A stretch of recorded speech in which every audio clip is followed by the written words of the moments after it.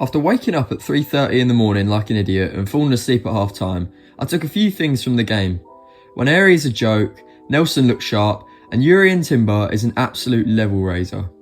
And I thought I'd make this video on the latter, because from the small sample size we have, every time I've watched him, he's left me so impressed with how good he is, not only technically, but also in terms of his understanding of movements to make our build-up more fluid. Timber has this low centre of gravity where he can just drop a shoulder or show someone a shimmy and then take a player out of a game by beating the press. He's so agile as well, which makes me think that he could maybe play in midfield. He's genuinely going to be like having a new signing, and it's crazy to think how different life could have been if he wasn't injured in that Nottingham Forest opening league game last season. Another thing about Timber is his defending 1v1. He's really strong in the tackle, but also very good at reading attacking players' movements when they're facing him up and lining up to take a shot. His anticipation to block these are really impressive, and we've seen it on more than one occasion now.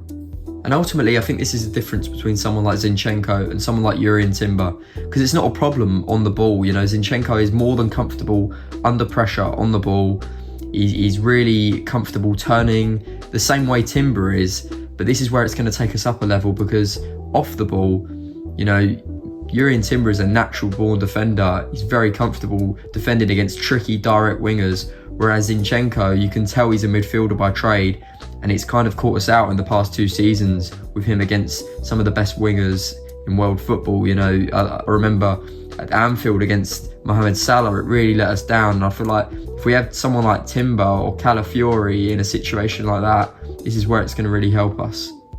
The worry was whether he'd come back the same, and maybe it's still too early to tell, but just on what I saw from that game against Bournemouth, he still looks so good.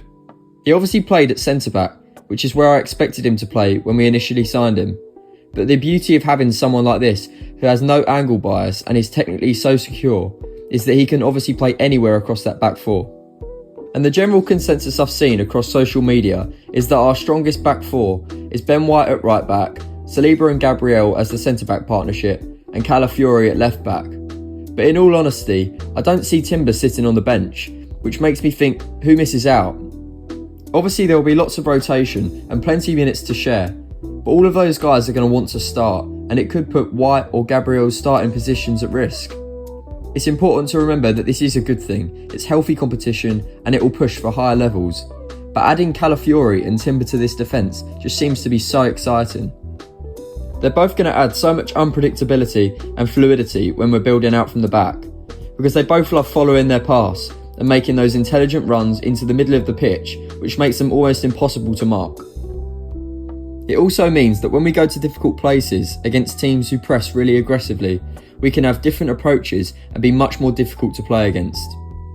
Honestly, Timber just looks like such a top player and already one of my favourites in the squad. A proper technician who can probably play anywhere on the pitch. And with his Ajax education coming through in their academy, it just means we have another player like your Odegaards and your Jorginhos who are capable of being technical leaders, able to implement Arteta's ideas onto the pitch. Those players who you can just tell will be coaches in the future. And this is without taking into account his leadership skills and his mentality. A great character who showed his resilience and hunger to come back from such a serious injury. So yeah, I'm really excited to see more of Timber. I've got no doubt that it will slot in and be a top performer, offering something that we might not have had last season in terms of his press baiting, his carrying, and maybe even from left back underlaps, something that we didn't have.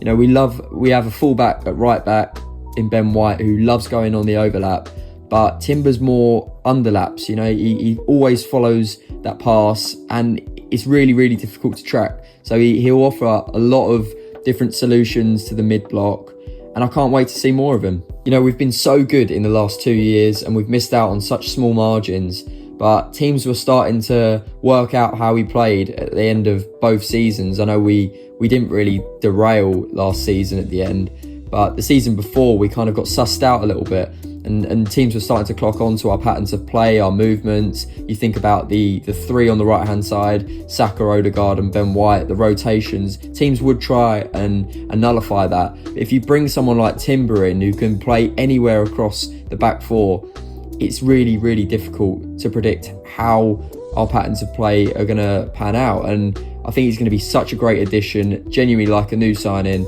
Can't wait to see him. If you enjoyed the video, remember to like and subscribe, and I'll see you in the next one.